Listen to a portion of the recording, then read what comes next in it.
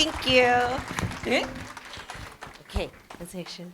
So thank you so much, everybody, for being here. If it weren't for great childcare providers like yourself, I would not be able to do what I do. So super appreciate it.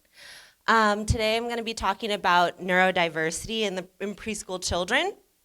I have no conflicts of interest or financial disclosures.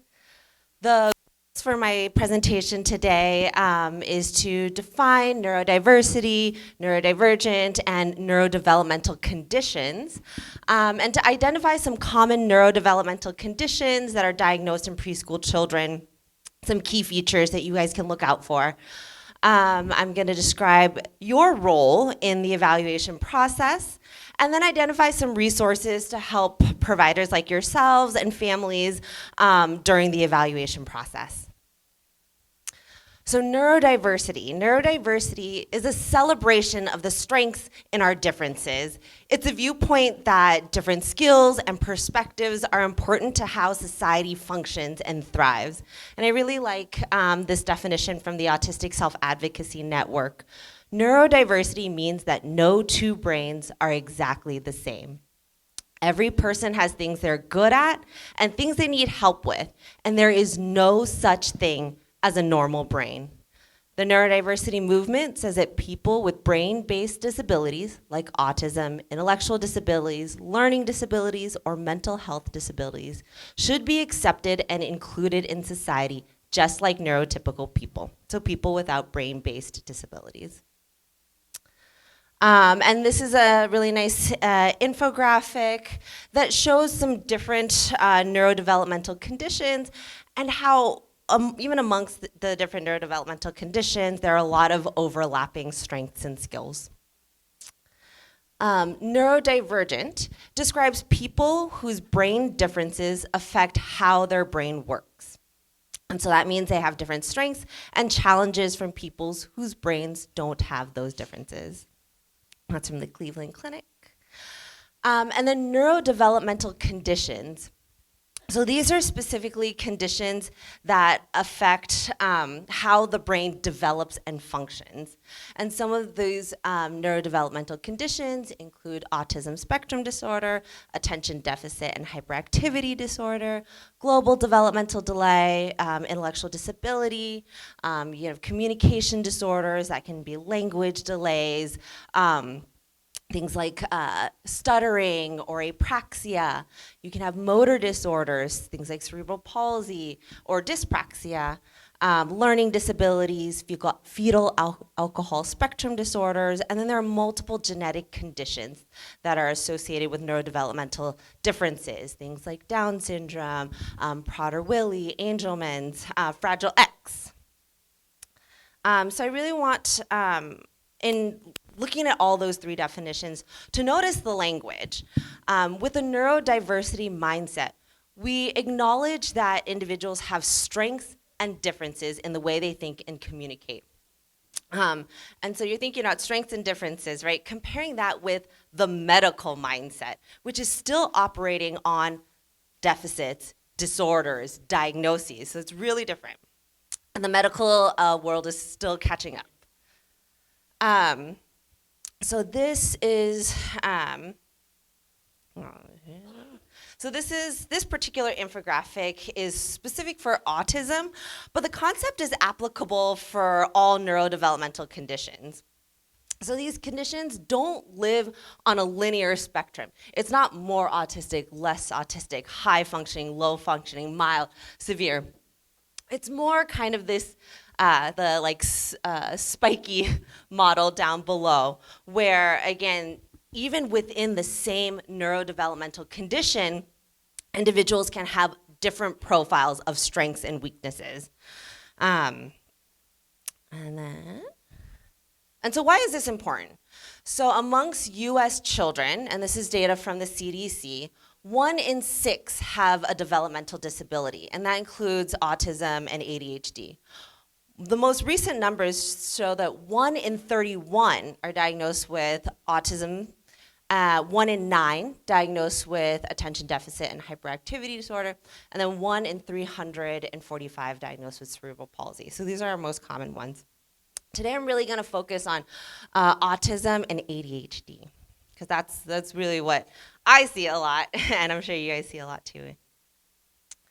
And so this statistic, in 2019, approximately 59% of children age 5 and younger who are not enrolled in kindergarten were at least in one weekly non-parental care arrangement. So why is this statistic important? Child care providers like yourselves are incredibly important for the early detection of neurodevelopmental conditions. And I do not expect you to be able to identify or diagnose any neurodevelopmental condition. But I do hope that today I can share some important tips and tools to help you recognize when a child is developing differently than their peers. So the foundation for early detection is recognizing that children develop skills in a predictable way. Knowing developmental milestones helps us as adults have appropriate expectations for the children we care for. So the CDC has this really great program, the Learn the Signs, Act Early. I want to remind everybody that the CDC and the American Academy of Pediatrics recently updated their developmental milestones for children aged 2 months to 5 years. So this happened in 2022, so really just a few years ago. And they updated the milestones so that now the expectation is these milestones, 75% of children should be able to do the milestone listed at the age listed. Previously, it was 50%. And so the reasoning behind this switch is when you see a child who is not meeting the milestone, we should act right away, rather than watching and waiting to see if they'll catch up. So an example, so this is pulled from the CDC's Learn the Signs Act Early website. So for cognitive milestones, this is an example from for a 12-month child. So the expectation is that by 12 months, by 1 year, 75% of children are able to look for things that they see you hide. That's an example. And then I wanted to highlight here that the nice thing about this website is they also, when you see those little icons at the end, there are videos and photos to help you, to give you an example of what that milestone looks like. The CDC also has a free milestone tracker app for parents and providers. You can like put your child's birthday in there, and then it can give you what to expect. And then developmental delays can occur in any single area of development or a combination of areas. So typically we're looking at physical, communication, cognitive, and cognitive and social emotional as the main areas. So gross motor is how a child uses the big muscles in their body, core, back, legs. Fine motor is how a child uses the small muscles in their hands. Expressive language is what a child puts out, both verbal and nonverbal. Receptive language is what a child can understand. And then social pragmatic language. So this is specifically how a child uses the language that they have, both verbal and nonverbal, to get their needs met, to share interests. Cognitive abilities are a child's ability to problem solve and thinking skills. Social emotional is the ability to and interest in engaging in interactions with others. And so the American Academy of Pediatrics recommends developmental screening, so meaning using a standardized measure at 9 months, 18 months, and 30 months. And then the Ages and Stages questionnaire is one of the ones that the AAP recommends. It's important to remember that developmental screening should be done anytime there's a concern, so not just at those three ages. But the Ages and Stages questionnaire, it looks at a child's skills in 5 developmental areas. So communication, gross motor, fine motor, problem solving, and personal social. It has 6 questions, 6 yes or no questions in each section, but there are also following that, like some yes/no questions, and then spaces for free text, so parents, caregivers can put whatever concerns they have, comments they have. The questionnaires are available from 1 month to 5.5 years, and there are translations available in Arabic, Chinese, French, Spanish, and Vietnamese from the Ages and Stages publishers, but then they're also from other publishers, Bulgarian, Danish, Hmong, Italian, Japanese, Ukrainian, and Norwegian. So it's a pretty accessible questionnaire. So moving on specifically to our 2 most common neurodevelopmental conditions. When we're thinking about autism spectrum disorder, there are 2 kind of buckets or clusters of symptoms that we're looking at. One is social communication, and the other are repetitive behaviors, restricted interests, and sensory differences. They kind of get clustered together. So social communication, again, that's like that social pragmatic language, where it's use of language, verbal and nonverbal, to make requests, to share interests, and build relationships. So in an autistic child, you can have reduced or inappropriate sharing of interests. Autistic children may not try to get your attention to see what they're doing. They may not invite you to play or be more interested in playing alone. Some autistic children can be overly social. An example would be like giving hugs to strangers, regardless of whether or not they know them, oversharing. They can have difficulty with back and forth conversation and back and forth play. They can be more focused on playing how they want to play. It may be hard to get and direct their attention from their special interests. They may be more object focused, so more interested in toys rather than the people around them. Autistic children may have reduced eye contact and pointing, so that nonverbal communication differences. You may see less variations in facial expressions, and then less use of other social gestures, waving, high fives, clapping. They can have difficulty with imaginative play. So it's important to remember that imaginative play is how children learn and practice social interactions. Autistic children may either not do any pretend play, or they may only do pretend play after it being explicitly shown how to do pretend play. And it's important to remember that differences in social communication does not mean a lack of social interest. So, many families don't suspect autism because they say, oh, my child is very social. Autistic children are very social. They're interested in social interactions, but they communicate that differently. So a common example, an autistic child may get very close to your face and list all the Pokemon characters they know, but then not have that back and forth of asking, what Pokemon character do you like, or what your interests are, and so less of that back and forth, but can still be, again, very social.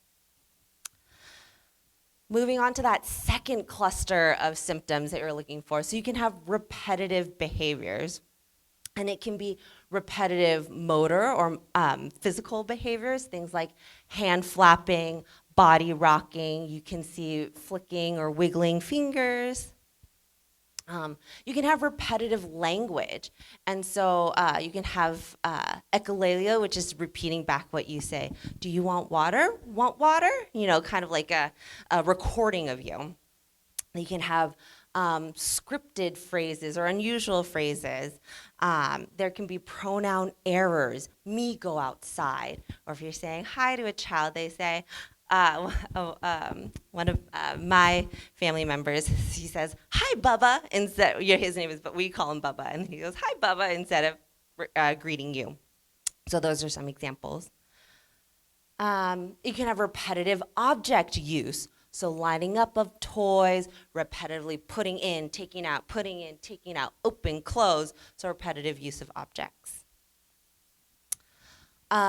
Children can have restricted interests. So they can fixate on certain topics, certain objects. They may need their environment to be a certain way. They can get stuck on certain routines or rituals that they have in their daily lives. And then there are sensory differences. So fascinations and or aversions to sensory stimuli. And that can be in any of their senses. So some examples for differences in vision. They can have fascination with spinning objects, bright or flashing lights. With hearing, you can see a child pressing the same button over and over and over to hear a specific sound. Or they can be too sensitive to common noises, the vents in the bathroom. You can see differences in smell or taste, needing to smell put non-food items in their mouth, overstuffing their mouth when they're eating.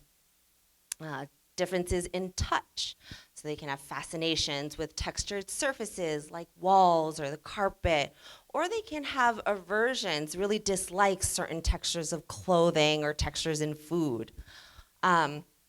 Proprioception is how our body understands its position in space. So fascinations are really needing to spin until they're dizzy or pushing against objects, pushing against people to feel that pressure. So the American Academy of Pediatrics recommends autism screening for all children at 18 and 24 months.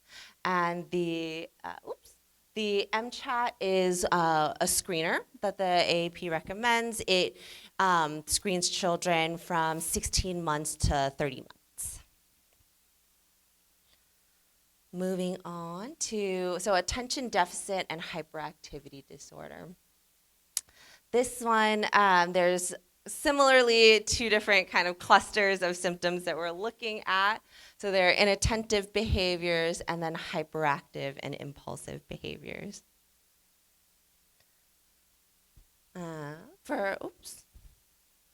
So the inattentive behaviors that you're looking at, in order to make a diagnosis, you need to have at least 6 of these behaviors. So poor attention to details, trouble maintaining attention on tasks or play activities, doesn't seem to listen, doesn't follow through on instructions, difficulty organizing tasks and activities, avoiding or disliking tasks that require sustained mental effort, losing necessary things, easily distracted, forgetful in daily activities.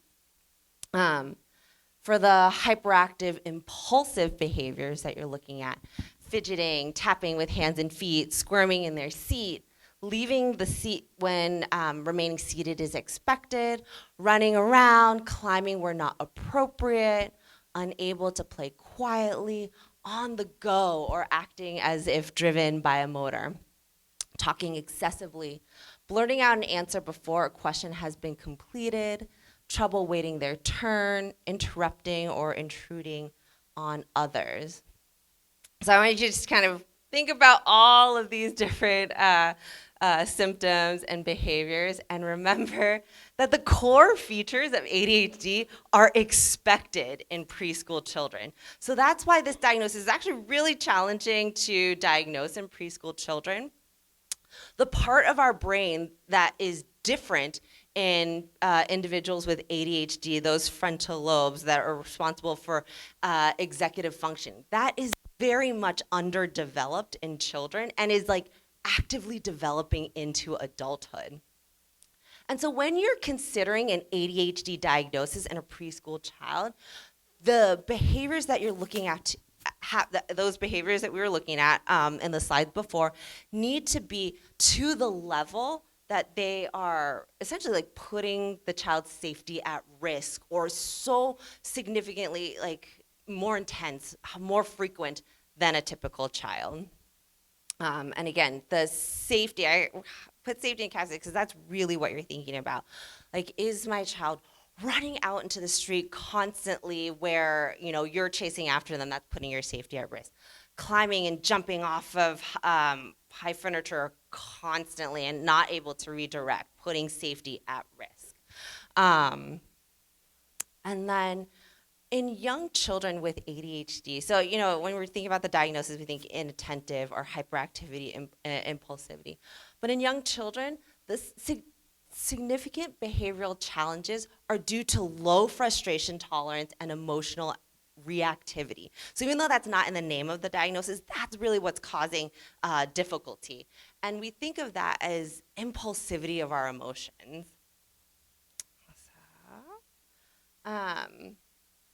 And then another point that I wanted to make here, because I get a lot of questions about ODD, or oppositional defiant disorder.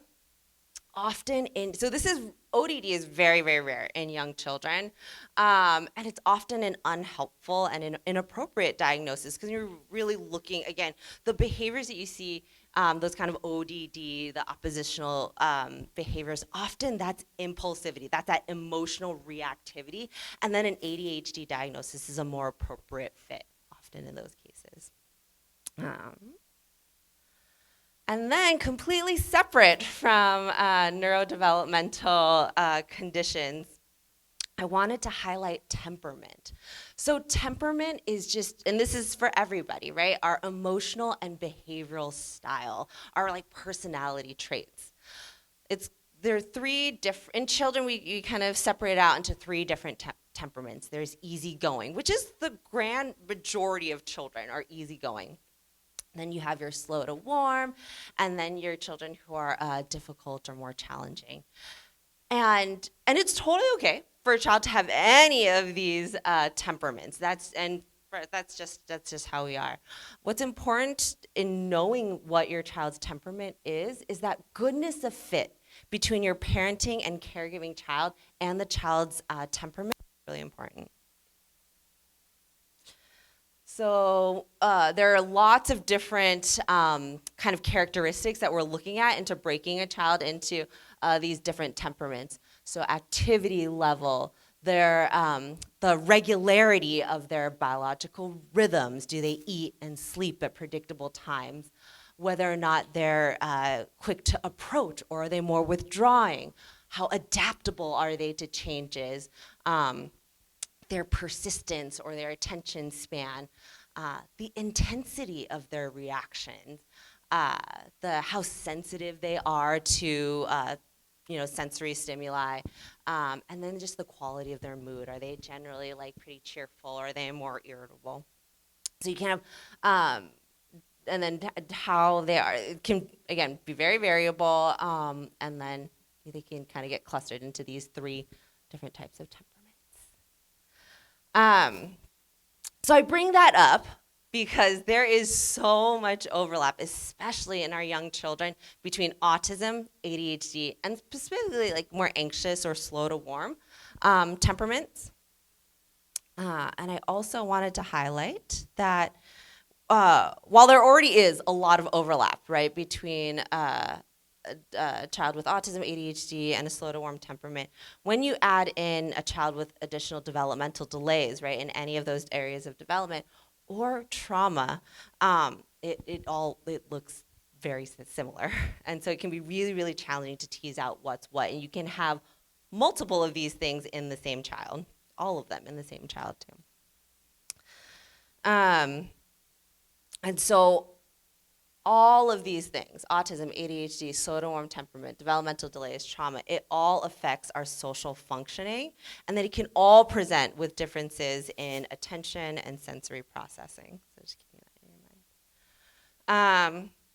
I really like this description of trauma.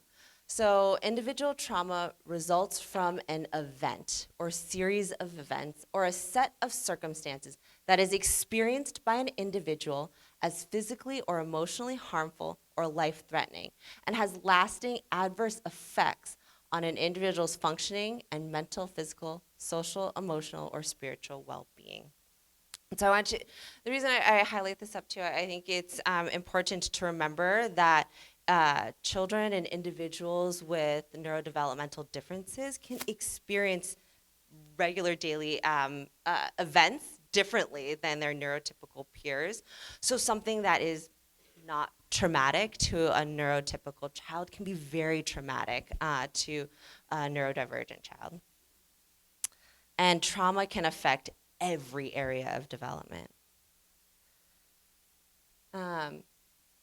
So then keeping all of that in mind, where and when do you refer, right? When do are we crossing the line from typical variation to really needing to look for a neurodevelopmental condition or extra support?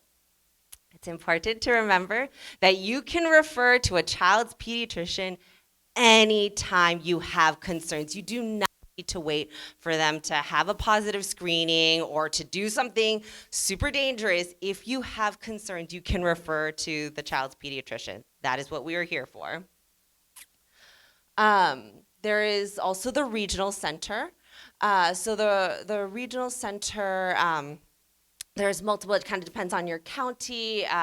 It is funded by the state and federally. And then they can provide evaluations and services for children with neurodevelopmental conditions. Families can self-refer, so they don't need to go to their pediatrician to get a referral to the regional center. The regional center has kind of two streams of services. So there's early intervention services. That's for any child birth to age 3 with delays in any area of development, 25% or more. So that was also a relatively recent-ish change where it went from 33% delay to 25% delay. The second group of services are your Lanterman services. So that's for children age 3 and above. Now, to qualify for Lanterman services, you need to have a qualifying diagnosis. And so there is autism is one of them, epilepsy, intellectual disability, cerebral palsy, and this kind of nebulous fifth category, which is a condition that has symptoms similar to intellectual disability. In addition to having the diagnosis, you also have to have functional impairment in at least 2 areas. So that is how you qualify for regional center services. Sorry, you guys, I forgot I spelled it out. And then, so for Contra Costa County and for like Alameda County, the regional center of the East Bay is your place to go. So I put the contact info here for, there's different lines again for under 3 and over 3. And then, so then when your child is over 3, the next place to get services is your local school district. So special education begins at age 3. Services can include speech therapy, occupational therapy, physical therapy, and then like specialized academic instruction. Children who do not qualify for those extra services can qualify for extra support through a 504 plan. And so those are accommodations like extra time for testing, preferential seating, those like fidget kind of sensory-friendly seating, and then assessment for an individualized education program. So those are programs where if you're looking at including speech, OT, special education classroom, that's in an IEP. The assessment for an IEP or 504 plan can start at 33 months. Families have to request an assessment by writing to the special education director or to their local school. It's important, I don't know if I did put it, I don't think I didn't put it here, but it's important for us to all kind of just know what that process looks like when we're telling families to go to your school district. So you make the request in writing, and then from there, they have like 15 business days to present the family with a plan for their assessment. And then once they get the plan for their assessment, then they have 30 days after that to complete the assessment. After that, they have another 30 days to kind of meet with the family to present their findings. What was the results of the developmental evaluation, and then whether or not they are eligible for services. If they are eligible for services, what those services are. The meetings are scary if you've ever been in one. You're sitting there, and then like there's the principal or the special education teacher, and then like therapists, and they're all kind of like talking at you. So I really like to remind families that they do not need to sign anything in that moment. You're presented with the evaluation, you're presented with your plan. If you don't feel good about it, if you're like concerned about it, like take it home, take your time.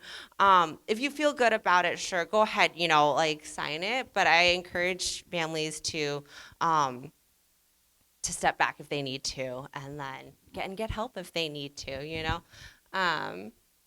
So where to get help in the community? I wanted to make sure that I highlight in Contra Costa the Help Me Grow. So Help Me Grow also has a self-referral form for families. They can answer general questions about as early as pregnancy, child development, child behavior. They can provide age-appropriate activities, connect to community resources, and then they can also help families complete the ASQ screening over the phone, which is awesome. They have a line for email for providers as well, like yourself, for you to answer any questions that you guys have. So again, thank you so much. That's kind of the information I have. Woo.